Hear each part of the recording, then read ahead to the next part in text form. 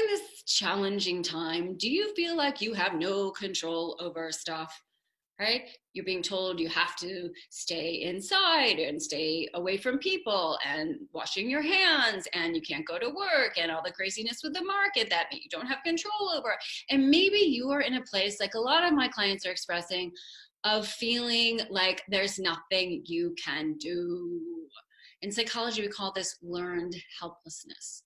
Learned helplessness. I call it cable guy syndrome, because we've moved a fair amount, and every time we move, I have to have the cable and internet set up, right? And so the cable guy or internet guy will say, yeah, I'll be there from age 12.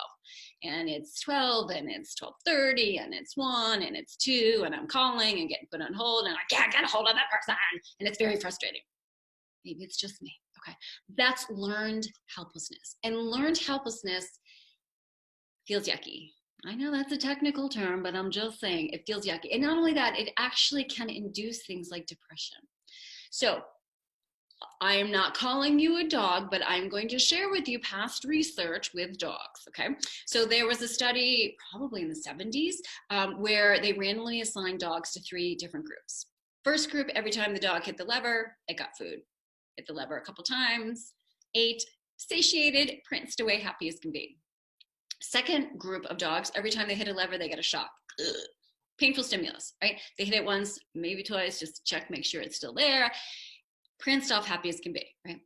Third group, every time they hit the lever, sometimes they got food, sometimes they got a shock, right? Sometimes they got a reward, sometimes they got punishment, but there's no rhyme or reason to it.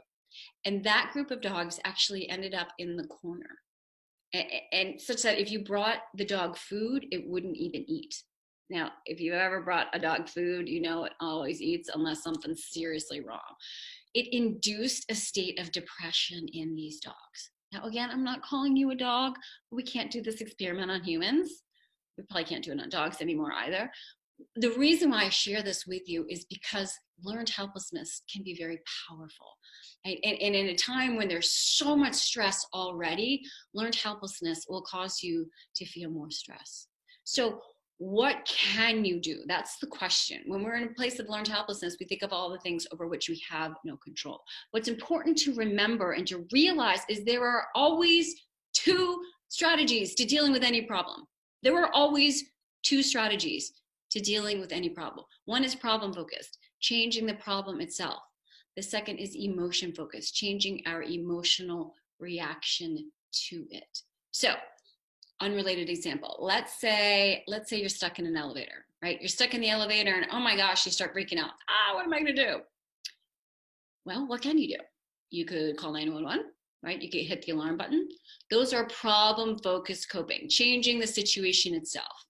If you're starting to have a panic attack, you could also do things like deep breathing, right? Doing a meditation, calling a friend to help calm you down, right? Those would be emotion-focused coping strategies. And both of them are vital, especially during stressful times. So as we're going through this COVID-19 pandemic, what are the problem-focused strategies and emotion-focused strategies that you can implement? Well, problem focus is social distancing, making sure you wash your hands. I was on a webinar the other day. A company had hired me to talk to their employees about how to deal with the stress of COVID-19. And then the other person was an MD who's in public policy. And he was saying, everyone keeps asking, when are we going to get a cure? When are we going to get a cure for this virus? He's like, we have a cure. It's called soap and water. So problem focus, wash your hands, clean off with Lysol or some kind of bleach disinfectant, things like light switches and doorknobs to make sure that you're not transmitting this. Those are problem focus, and those are very important. There's also a whole other strategy, which is emotion focused coping, right? Keeping your stress intact is an important part of that. A stressed out brain does not think rationally. A stressed out brain focuses more on the negative, which makes you feel more stressed, which focuses more on the negative, which makes you feel more stressed, which does things like reduce your immune system, so you're more likely to get sick, which could make you more irritable. I know when I'm stressed out, I'm not so pleasant to be around. right? It can impede your ability to really focus on your work, to focus on what needs to get done, right? To concentrate, to problem solve, to be the leader who you need to be during this time.